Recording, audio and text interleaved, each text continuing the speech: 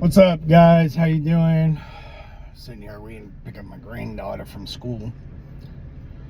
So let's go over some stuff. We are having a major issue in this field with voltage and pressure switches. So we need to verify from the battery all the way to the pump that it's getting 12 volts. When it turns on, it has to stay around 12 volts. The pump is asking for 12 volts. Same as your alternator, right? In your car, it's 12 volts. If it doesn't put out 12 volts, what happens? Your car dies, right? You run out of juice and you're stuck on the side of the road because your belt fell off or your alternator just took a dump. Back in the day, we had V-belts.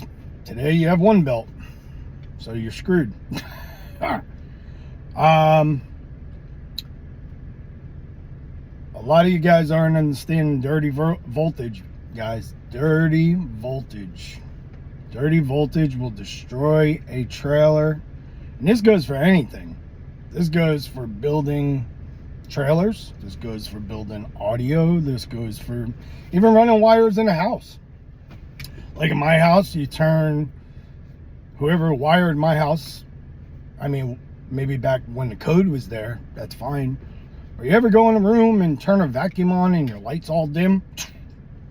What do you think's happening? Same thing your 12 volts doing.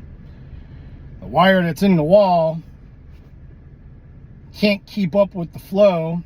So when you turn that burst on at first, the light's dim, right? And then it holds. And then when you shut it off, the lights come back on, right? What do you think that's from? Low voltage to the outlet. Same as your pumps. So, I'm still waiting on Remco. They're at a trade show. And I will tell you, I found out exactly why you guys are burning up pressure switches. I don't deal with pressure switches, so I left them a long time ago. And I forgot why, and I just never looked back. Because pressure switches to me were not what I really would like. I didn't like everything built all in one. So when you run the pressure switch or you run voltage to their pressure switch, right? So if you're running dirty voltage up to the pressure switch and that pump isn't getting 12 volts and it's getting 9 volts, it's creating dirty amps, which is causing the amp draw to go up, not down, going up.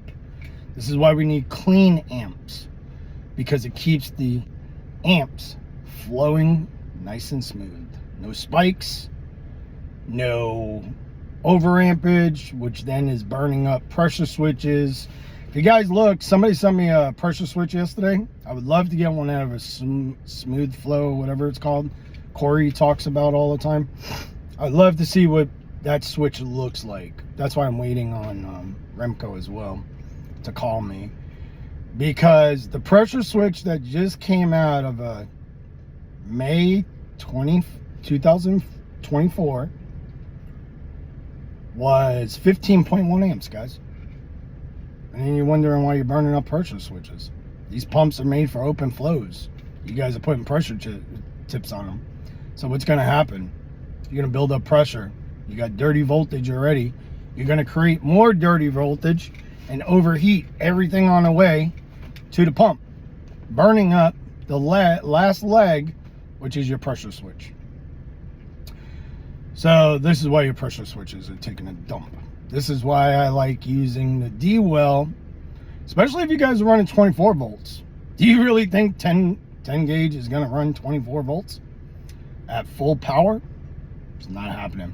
Ask Leo about it. Me and Leo redid his trailer, took out that 10 gauge off his 24 volts, always having pressure switch issues. We switched to a D-Well, upgraded the wire, and he's been running the same pump since September, guys. That was a year ago, and we're still on the same pump. So this tells me exactly why all these pressure switches are burning up. I really didn't want to dig into it. I was just having fun and, running the group and giving you guys some good info. But now I'm tearing things apart because I hear so many complaints on these groups. And a lot of guys that have no idea what they're talking about. And I'm sorry, but it's facts. Until you're educated in electrical and you understand how amps, ohms, and resistance works, you're just gonna keep burning stuff up.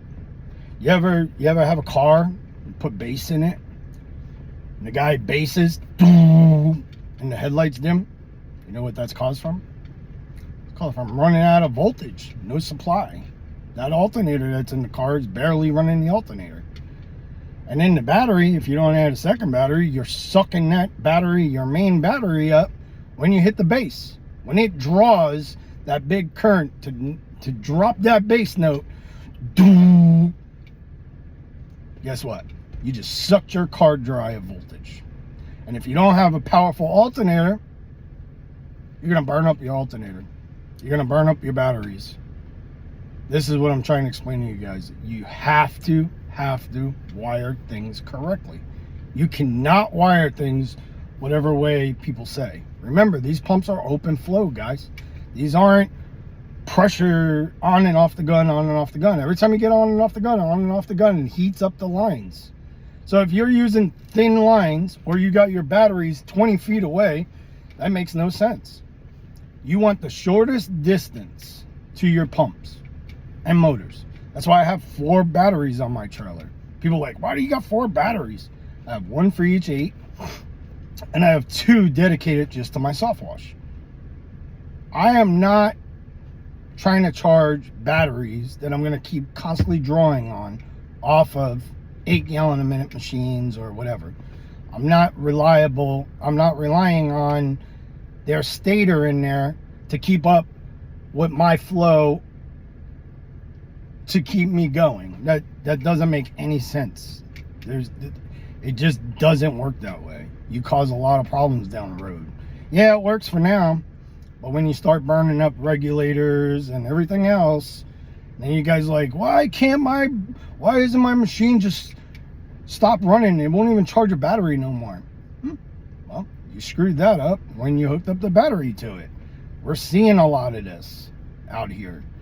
And parts are getting cheaper. They ain't getting better, And the pressure switches in your Remcos and all of that are barely 15.1 amps.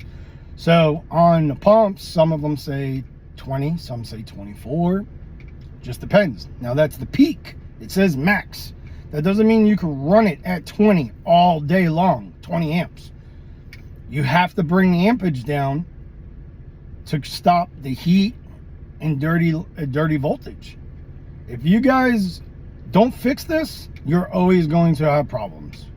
Go buy an AR-45 and replace parts, since you don't understand wiring.